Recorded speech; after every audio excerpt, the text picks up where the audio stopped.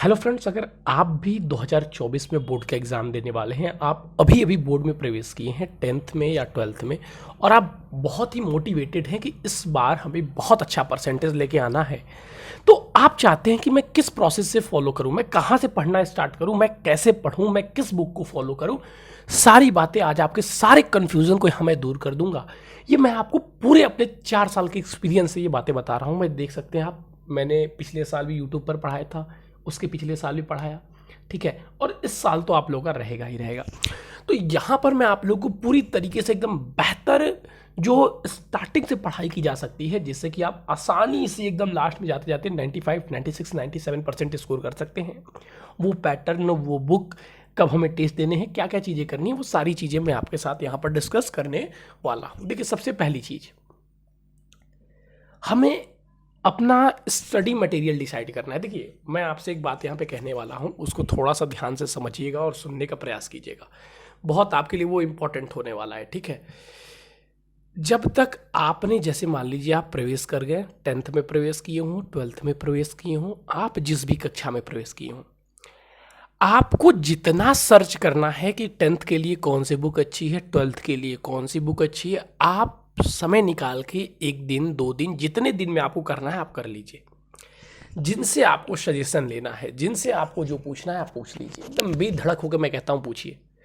लेकिन जैसे आपने डिसाइड कर लिया कि हमको ये बुक पढ़ना है, ठीक है, और मैंने तो बुक से रिलेटेड वीडियो भी बना दी है और जो हिंदी मीडियम के बच्चे हैं या जो इंग्लिश मीडियम के बच्चे हैं, जो भी हैं, सबके लिए मैं फिर से बता देता हूँ। अगर आप सीबीएसई, यूपी, बिहार, मध्य प्रदेश, इन सभी बोर्डों से बिलोंग करते हैं जहाँ पे एनसीईआरटी की किताबें चलती हैं, तो उनके लिए जो मैं बता देता हूँ, एक बार बुक पैटर्न बता दूंगा वीडियो के लास्ट में उनके लिए। तो आपको सबसे पहले जितना रिसर्च करना है करके आपको क्या करना है, बुक डिसाइड कर लेना है कि आपको किस बुक से पढ़ना है। ये बहुत महत्वपूर्ण बात होती है, क्योंकि अक्सर देखा जाता है कि बच्चे स्टार्टिंग में अपने हिसाब से कोई बुक ले लिए, बुक लेने के बाद से वो जब स्कूल में जाते हैं, स्कूल की जो बुक चलती है, फिर वहाँ पे एक बुक ले लेते हैं, फिर उसको 1 महीने सॉल्व करते हैं, कोचिंग में कोई और बुक बताई जाती है, फिर उसको सॉल्व करते हैं, फिर वो दूसरी बुक पे आ जाते हैं, फिर उनके कोई दोस्त बता देते हैं ये बुक बढ़िया है, लास्ट में आते आते वो किसी और बुक पे आ जाते हैं, फिर उनको पता चलता है कि विद्या से क्वेश्चन आते हैं, वो विद्या से आ जाते हैं, कुछ अवतार पे आ जाते हैं, मतलब वो कंप्लीट किसी बुक को टच ही नहीं करते हैं। ये हर साल बच्चों की सबसे बड़ी गलती रहती है। तो इसीलिए मैंने सबसे पहला पॉइंट जो आपके साथ डिस्कस किया है वो ये किया है कि सबसे पहले आपको अपना बुक डिसाइड करना है कि आखिर आपको पढ़ना किससे है। बुक आपने डिसाइड कर लिया, अब आपको उसके बाद से अपना टीचर डिसाइड करना है। मुझे यूट्यूब से पढ़ना है, मुझे कहाँ से, मैंने कहता कि हमारे ही चैनल से आप पढ़िए, ठीक है, हमारे भी चैनल से क्लासेस स्टार्ट होंगे, मैंने कहता हमसे ही पढ़िए। जहाँ से आपको पढ़ना है आप डिसाइड कर लीजिए कि हमें अच्छा यूट्यूब से पढ़ना है, हमें पेड बैच लेके पढ़ना है, हमें फ्री पढ़ना है। देखिए, फ्री और पेड में आप लोग कन्फ्यूज रहते हैं, सोचते हैं कि पेड में कुछ और मिलेगा। जो चीज़ हम लोग फ्री में देते हैं ना, वो पूरे यूट्यूब पर पेड में कोई नहीं देगा। जो आपको लेना है आप ले लीजिए, जिससे पढ़ना है पढ़िए, उसमें मैं कुछ नहीं कहता। या आपको ऑफलाइन कोचिंग पढ़नी है, ऑफलाइन पढ़ना है तो किस ट्यूशन टीचर के पास पढ़ना है कि किस कोचिंग में पढ़ना है, डिसाइड कर लीजिए एक बार में। जिसको डिसाइड कीजिए, साल भर आपको उसी के पास रहना है, फिर चेंज नहीं करना है लास्ट में, ठीक।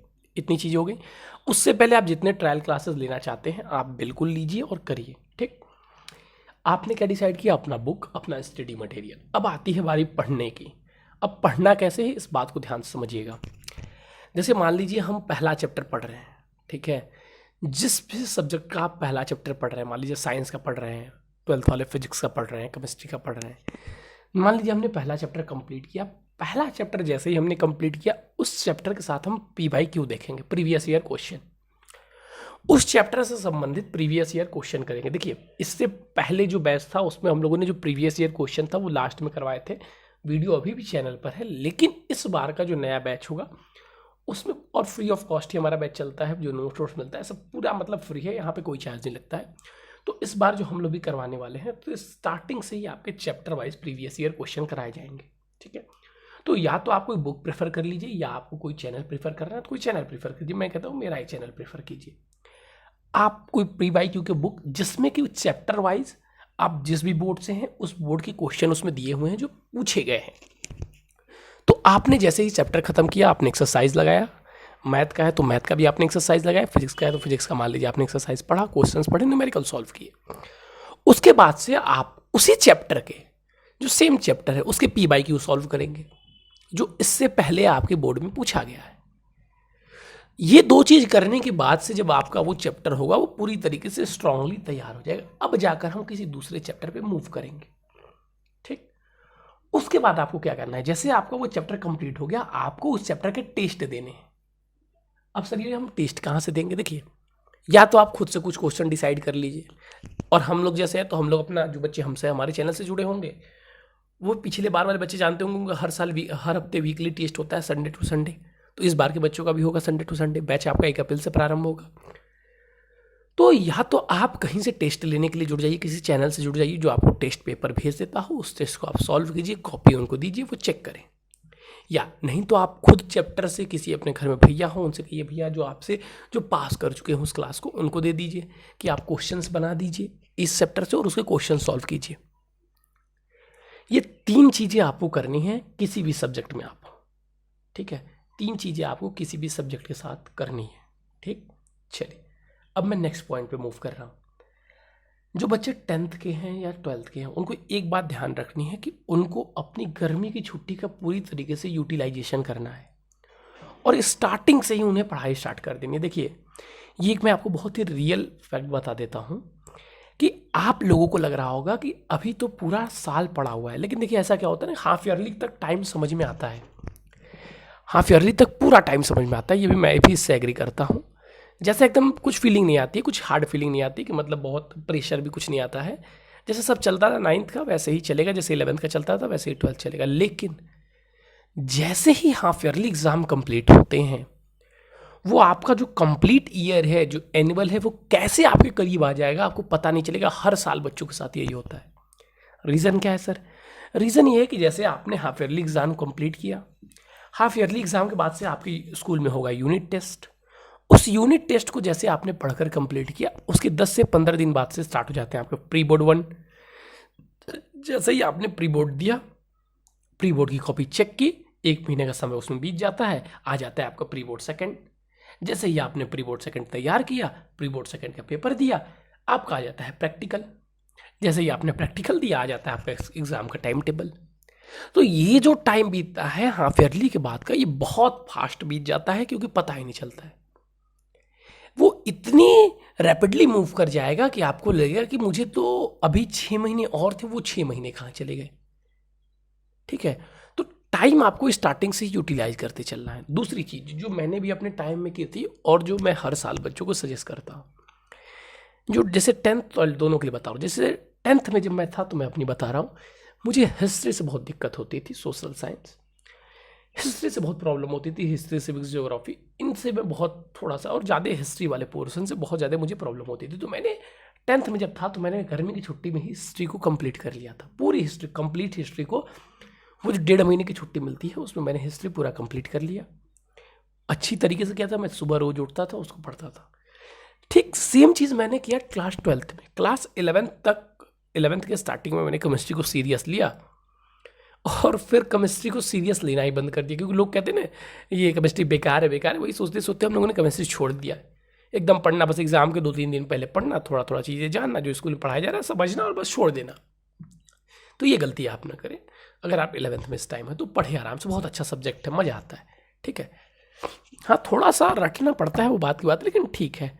लेकिन फिर मैंने, और मेरा ये हो गया था केमिस्ट्री में कि जैसे 100 मार्क्स का पेपर होता था तो 55, 60 ऐसे ही नंबर आते थे। 60, 65, 50, मतलब बहुत जाता था तो 70 के आसपास। उससे ज़्यादा मैं केमिस्ट्री, क्योंकि उतना पढ़ता ही नहीं था केमिस्ट्री। 12th में मुझे लगा कि मेरा केमिस्ट्री परसेंटेज डाउन कर सकता है, सेम जैसा कि मुझे 10th में हिस्ट्री का फियर हुआ था। मैंने 12th में क्या किया, केमिस्ट्री को गर्मी की छुट्टी में ख़त्म कर दिया, और फिर मेरे उसमें भी नंबर आने स्टार्ट हो गए 85 प्लस 90 प्लस 85 85 90 85 90, मतलब 85 से हमेशा प्लस ही रहता था। तो यहाँ पर पॉइंट नोट करना ये है कि पढ़ना उसको कैसे, जैसे मैंने 12th में केमिस्ट्री को एनसीईआरटी डिसाइड किया था कि मैं पूरी एनसीईआरटी पढ़ूंगा। मैंने एनसीईआरटी पढ़ा था और पेपर बहुत बेहतरीन गया था, चाहे वो स्कूल का पेपर हो और चाहे वो बोर्ड का पेपर हो। तो आपको सबसे पहले तो ये डिसाइड करना होगा, इसलिए मैंने पहले बताया ना कि आपको पढ़ना कहाँ से और पढ़ना किससे, ठीक। इतनी चीज़ें जब आप कर लेते हैं तो मैं गारंटी के साथ कह रहा हूँ कि आप एकदम एक नॉर्मल वे से डेली 4-5 घंटे भी पढ़ते हुए 98% के गोल को अचीव कर सकते हैं। ठीक है, और आपको ये लेके चलना है, जैसे देखिए हम लोग भी अपना लेके चलते हैं तो क्या कि नवंबर मिड में या नवंबर स्टार्टिंग में आपके जो कोर्स है वो कंप्लीट कर देने हैं। तो आपको भी यही लेके चलना है कि आपके कोर्स कंप्लीट हो जाने चाहिए, क्योंकि बिना 2 बार रिवीजन के ना 10th के एग्जामिनेशन में बैठा जा सकता है ना 12th के बेहतरीन तरीके से। ऐसे तो आप बिना पढ़े भी बैठ सकते हैं, एडमिट कार्ड चाहिए बस। लेकिन जो अच्छे स्कोर करना चाहते हैं, जैसे मान लीजिए 98, 95 जो बच्चे स्कोर करना चाहते हैं, उनके लिए क्या आवश्यक है, कम से कम 10th हो या 12th, दोनों को 2 बार रिवाइज ज़रूर करें। आप जितनी बार आपके रिवीजन अधिक होंगे उतना आपका कॉन्फिडेंस लेवल अच्छा होगा, उतनी आपकी तैयारी अच्छी होगी और उतना ज़्यादा आप अच्छा नंबर स्कोर कर रहे होंगे। तो रिवीजन पे आपको ध्यान देना है, और रिवीजन हम तभी कर सकते हैं जब हमारे पास टाइम हो। और इधर भी जो मैंने आपको बताया एक एक सब्जेक्ट का कि आपको पढ़ना है फिर पेपर देना है, तो इसमें भी आपको एक बात महत्वपूर्ण जो मुझसे छूट गई ध्यान रखनी है कि हमारा जो टर्म रहेगा वो 6-1 का रहेगा। कि जैसे हम लोगों ने हफ्ते में 6 दिन जो पढ़ा वो संडे को पूरा रिवीजन करेंगे। संडे को हम कोई नई टॉपिक टच ही नहीं करेंगे। जैसे मान लीजिए मैंने पहला चैप्टर पढ़ लिया फिजिक्स का कूलॉम लॉ, और 6वें दिन तक एक हफ्ते में मैंने पूरा कूलॉम लॉ पढ़ा था। मैंने लास्ट दिन सैटरडे को थोड़ा सा गॉस लॉ पढ़ा। तो ये नहीं कि संडे को मैं गॉस लॉ कंप्लीट करने बैठ जाऊंगा, नहीं। अब मैं संडे को पूरा कूलॉम्स लॉ रिवाइज करूंगा, मंडे से फिर गॉस लॉ स्टार्ट करेंगे। उससे पहले गॉस लॉ स्टार्ट ही नहीं करना है, अब मंडे से करना है। संडे को बस फिक्स है कि पीछे का रिवीजन करना है। सेम चीज़ आपको 12th में भी करना है, 10th वालों को भी करना है। आपने जो चीज़ पढ़ लिया वो रिवीजन करनी है। तो ये पैटर्न अगर आप फॉलो कर लेते हैं तो मैं आपको गारंटी के साथ कह रहा हूँ कि आप अच्छे नंबर स्कोर कर रहे होंगे, आपको कोई नहीं रोक रहा होगा। ठीक है, और हमारी फैकल्टी आपके साथ रहेगी, हम आपको पढ़ाते ही रहेंगे। अगर आपको लग रहा हो कि हेल्प चाहिए, क्लासेस आप करना चाहते हैं, तो अभी तो हम अपना व्हाट्सअप नंबर भी जल्दी आप लोगों के वीडियो के थ्रू जो नया बैच 1 अप्रैल से स्टार्ट होगा उसकी पूरी जानकारी मिलेगी आप लोगों को। लेकिन अभी मैं बस इतना ही कहूँगा कि आप जुड़ना चाहते हैं, आप चाहते हैं बेहतरीन तरीके से तैयारी करना, तो चैनल को आप चाहें तो सब्सक्राइब कर सकते हैं, वो आपकी इच्छा के ऊपर है। मैं फोर्सली आपको नहीं कहूँगा, क्योंकि देखिए यहाँ पे आप रियल वे में तैयारी करना चाहते हैं। ठीक है, तो अगर आप अपनी तरफ से मोटिवेटेड हैं, आप रियलिटी में तैयारी करना चाहते हैं, कोई टाइम पास नहीं करना चाहते, तो मैं निधड़क कहूँगा कि इस चैनल को आप ज़रूर सब्सक्राइब कीजिएगा, क्योंकि आपके लिए बहुत हेल्पफुल होने वाला है।